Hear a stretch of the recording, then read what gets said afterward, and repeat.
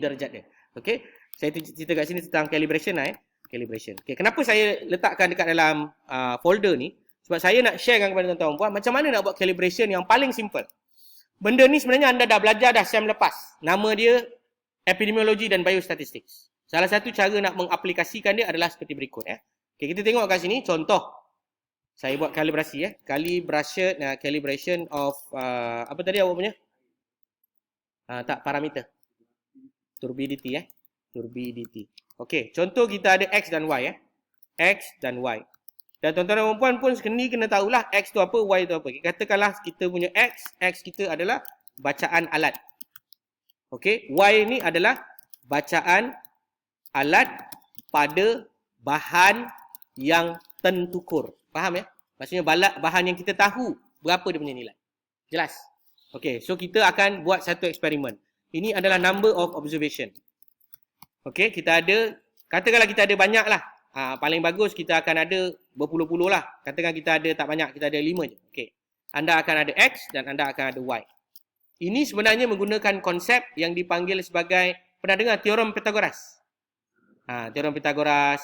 Ini semua dalam bab-bab matematik, maths lah. Tapi nak cerita, kita akan buat linear regression biasa je. Contoh anda punya bacaan 10. 10 bacaan ni, tapi pada alat sebenarnya 12. Anda pun tengok bacaan pada alat awak, dia tulis itu adalah 20. Dan anda punya bacaan pada alat sebenar, yang ini jarang lah, ini 12, contoh ni 10 Yang ini anda punya contoh 15, yang alat sebenar tunjuk 20. Contoh ni saya semua ni saya bagi adalah hypothetical value. Apa dia? Hypothetical value. Ni contoh-contoh lah. 19, lepas tu anda tengok ada 31. Kat sini kita ada turbidity dia 50. Kemudian kita ada lagi satu contoh, anda dapat 43. Kat sini sebenarnya 100. Contoh. So, apabila anda dah ada these two information, then what you can do is actually you can develop the apa yang dipanggil sebagai linear regression. Apa dia? Linear regression. So, before you know that whether it's linear or not, it's good for you to understand about the concept. Maksudnya X dan Y dia. So, kalau anda tengok sini, dia punya data dia macam ni kan. Seolah-olah macam linear regression. Nampak tak? Seolah-olah. Saya ulang balik semula. Ayat dia apa dia? Seolah-olah macam linear regression. So kalau dia seolah-olah macam linear regression, so what you can do is actually you can estimate what is the equation. Faham Ini contoh. So the R square is 0.966. Maksudnya dia punya ketentukuran tu adalah lebih kurang 96%. Bagus tak bagus? Bagus. R square, it is more than 90%, is considered good. Okay. So now, the question is, how you want to get the equation. Equation ini, kalau dalam, kalau yang paling mudah, anda boleh gunakan apa yang dipanggil sebagai Jamovi. Okay, ini saya tunjukkan saja, graf. Yang ini semua boleh letakkan nanti dalam result anda lah.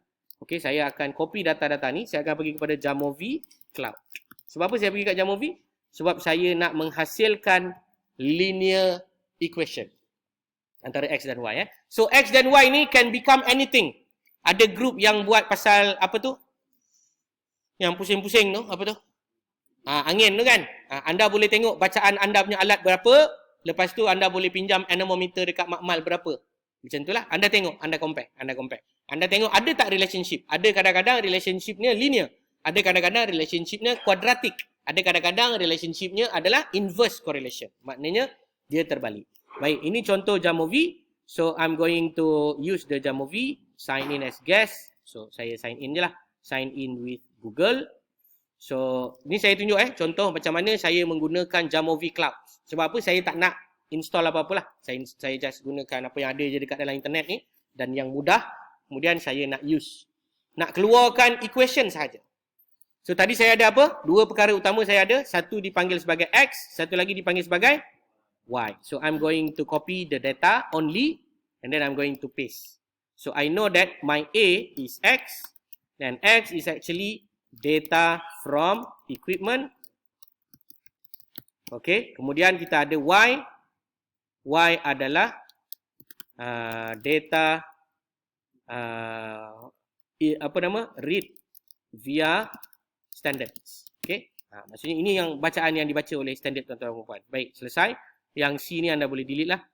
Okay, so saya delete. Anda nak pakai SPSS pun boleh. SPSS dah belajar belum? Okey, dengan ambil tuan-tuan akan pergi kat regression contoh. So saya boleh pergi kepada linear regression. Dia adalah dia punya teori macam mana nak tahu dia ni linear ke tak linear ke whatsoever. Yang itu anda tengok balik dalam anda punya kitab Al-Kitabul Fi'li fi Hazihil Epidemiology. Apa dia? Kitab yang berkenaan lah. Nanti anda tengoklah kitab epid. Okay, kat sini saya perlu tukar dia kepada continuous data.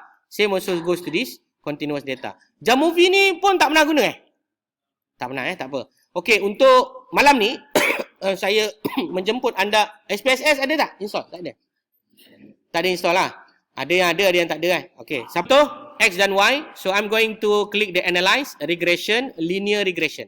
So saya punya Y adalah dependent variable and my X is a covariance. Okey. Secara superficial tuan-tuan dan puan-puan akan dihidangkan dengan this one. Apa itu? R dan juga R square. Yang ini saya tak pastilah sama ada ianya diterangkan ke tidak. Sewaktu anda punya epidemiologi biostatistik anda dah belajar dah. Simple linear regression tapi kira secara manual kan. Ingat lagi. Macam mana kira dia? Correlation coefficient. Ingat, R is equal to sigma XY minus sigma X kali dengan sigma Y. Bagikan dengan punca kuasa sigma X minus sigma X yang dikuasa 2-kan dalam kurungan. Tolak. Tak ingat Oh, tak ingat. Dia panjang tu, dia punya cerita dia. Tapi tak apa. Sekarang tak payah cerita tentang dia punya formula lah. Anda akan gunakan equation yang ada dalam software. So, yang kita nak tengok is R square. R square ni adalah berapa banyak variance explain dalam kita punya data. So, kalau anda tengok kat sini, X kita adalah 0.003 kurang daripada alpha. Therefore, it is kita akan reject null hypothesis. When we reject null hypothesis, we are going to say that the X is actually the significant predictors. Significant predictors for this model fit. Yang ini kita kena belajar tentang statistik model fit dan sebagainya. Baik. Yang penting kat sini sebenarnya nak buat equation. So, apa equation yang kita dapat? Anda kena ingat bahawa intercept adalah apa? Intercept adalah paksi yang melintang di paksi Y. Jelas ya? Dan estimate yang seterusnya ni adalah dipanggil 2.73 is your pemberat weightage. So, macam mana equation kita akan dapat berdasarkan maklumat ini? Okay, saya akan copy. We are going to take this information for our calibration purposes. Nampak macam complicated. Sebenarnya kalau anda pakai Excel, keluar je. Tapi saya tak pakai Excel. Saya pakai apa yang dipanggil sebagai Jamovi. Kalau pakai Excel, dapat tak? Macam mana nak pakai Excel? Buat chart, lepas tu klik kat situ. Okay, saya ajar awak kalau nak pakai Excel yang lebih senang daripada awak punya cerita buat chart ni tadi. Okay, so pergi kat sini. Pergi kat sini. Tekan lah. Lepas tu pergi kat data. Pergi kat data analysis. Dah belajar kan? Regression. So, anda boleh pilih lah input Y dan input X. Okay, input Y. Dan juga another one is input X. Okay, done. Lepas tu anda akan tekan butang output range. And then you akan click in somewhere here. Lepas tu anda akan dapatlah output yang berkenaan. Dah belajar, anda boleh amalkan lah. Allahumma salli ala Muhammad. Silap kat sini saya kena tekan butang label. Label. Okay, so I got the same thing. 2.73, betul? Minus dan something like that. Okay, so apa yang jadi kat sini, anda akan dapat equationnya adalah Y sama dengan apa? 2.73X tolak 23.455. Betul tak? So this is actually the equation that you are going to insert inside your Arduino ESP32. Faham? Jadi apa juga value yang awak dapat pada X akan letak kat sini lah. Contohlah awak dapat X awak adalah 10. So apa akan jadi?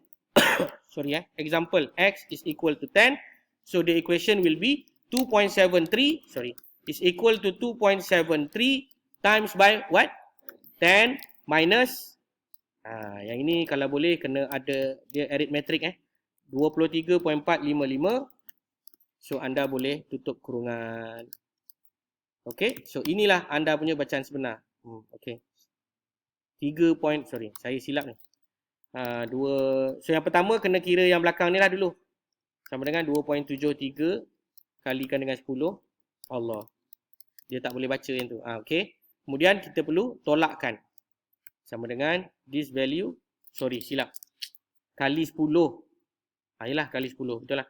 Sama dengan this value minus this value. 23.455. So anda dapat, betul lah. So ini adalah punya bacaan yang sebenar. Anda akan dapat bacaan sebenar anda dalam ppm adalah 33.845. So anda punya bacaan X yang anda baca pada probe tu sebenarnya dia menunjukkan 3.84 ataupun 4 lah, lebih kurang 4 ppm. So ini contoh bagaimana anda menggunakan statistik dalam membuat keputusan bagi anda punya peralatan. Okey, ingat anda perlu ada apa? Data. Data ni kena buat dulu. Data ni mestilah data yang real. Sama juga hari tu saya ada share dengan grup Faiz mengenai penggunaan MQ sensor. MQ sensor pun sama juga.